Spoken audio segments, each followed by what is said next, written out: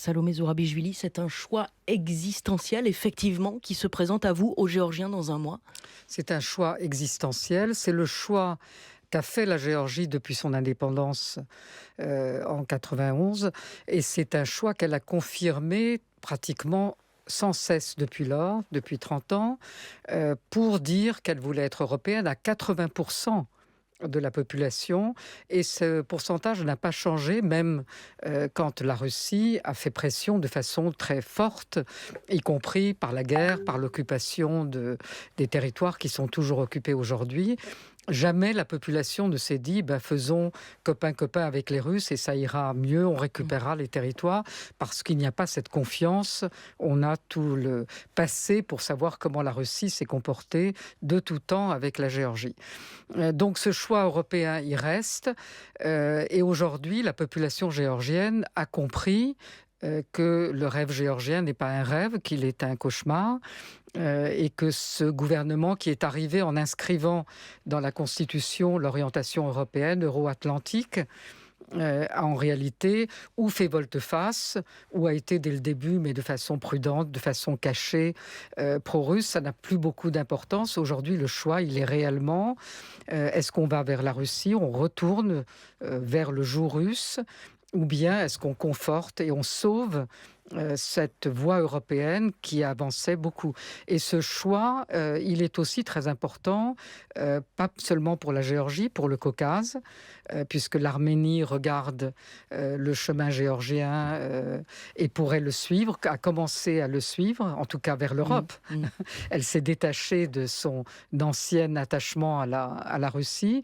Et c'est un choix très important pour l'Europe, parce que nous avons en même temps les élections en Moldavie, et un moment décisif, un tournant décisif dans la guerre en Ukraine. Ces trois pays qui sont le trio, anciennement des associés, qui sont les trois pays avec lesquels, en principe, des consultations pour les négociations d'adhésion devraient s'ouvrir. En tout cas pour les deux premiers, et j'espère pour la Géorgie. C'est un moment crucial pour la place de l'Europe, des États-Unis dans cette région qui reste stratégique. Ce que vous dites, c'est que le parti aujourd'hui au pouvoir a avancé masqué, finalement. Vous ne l'avez pas vu venir? Pas du tout. Pas au départ, en tout cas. Et puis progressivement, oui. Et surtout, les choses se sont accélérées au moment de la guerre en Ukraine. Et curieusement, ou pas curieusement du tout, depuis que l'Europe nous a donné le statut de candidat en décembre dernier, depuis lors, les autorités se sont lancées dans des attaques en règle qui avaient commencé contre les ambassadeurs américains, puis européens en Géorgie, et puis des critiques contre le deuxième front que, soi-disant, nos partenaires européens ou américains voulaient ouvrir en Géorgie. Mais depuis le début de l'année, c'est pratiquement nos amis d'hier sont nos ennemis. La Russie est devenue le pays avec lequel on est complaisant. Et c'est très intéressant de voir que le Premier ministre, à la tribune des Nations Unies, à l'Assemblée générale, n'a pas mentionné le mot Russie, alors que nous avons 20% de nos territoires qui sont occupés par les forces par russes. le Japon. Par les forces russes. Vous, présidente, n'avez pas eu le pouvoir, les pouvoirs d'empêcher les dérives autoritaires qu'évoquait Nicolas Teilhard à l'instant? Moi, j'avais un pouvoir qui est essentiellement un pouvoir de parole. C'est une institution qui n'a pas effectivement de moyens. Même mon veto est un veto symbolique, puisqu'il peut être renversé par une majorité au Parlement qui existe aujourd'hui en faveur du parti au pouvoir. Mais ça a été un rôle très important pour mobiliser la population, lui faire comprendre ce qui est en train d'arriver.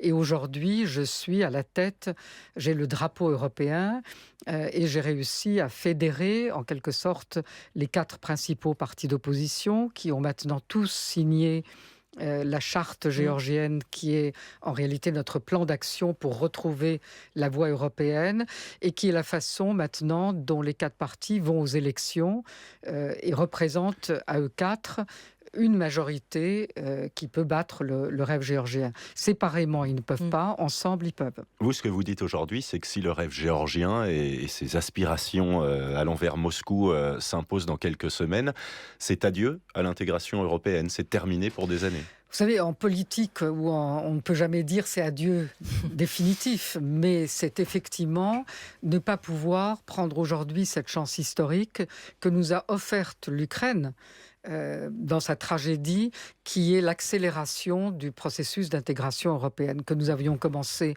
depuis longtemps, qui a progressé, qui nous a valu d'obtenir la libéralisation des visas, l'accord d'association et beaucoup, beaucoup de choses à l'intérieur dans la construction des institutions et le soutien. Et tout ça peut se terminer. Et tout ça peut se terminer, c'est ce que nous disent maintenant de plus en plus clairement les Européens et les Américains, avec un régime de sanctions qu'ils sont en train de mettre en place. C'est de nous dire, vous faites le choix que vous voulez, vous êtes libre dans ce choix, mais une fois que le choix sera fait, ou c'est l'accélération, et moi je viens pour voir mes collègues européens, et pour être sûr que quand on aura bien voté et qu'on aura obtenu le régime qu'il nous faut, on aura l'accélération du retour à la voie européenne. Et à l'inverse, si c'est le parti pro-russe au pouvoir s'impose, que craignez-vous concrètement au niveau intérieur pour votre pays aujourd'hui ? Je crains tout. D'abord, ça va être une répression qui est annoncée publiquement par M. Ivanishvili, qui est le vrai leader du rêve géorgien, qui l'a dit dans ses discours électoraux, ce qui est très intéressant.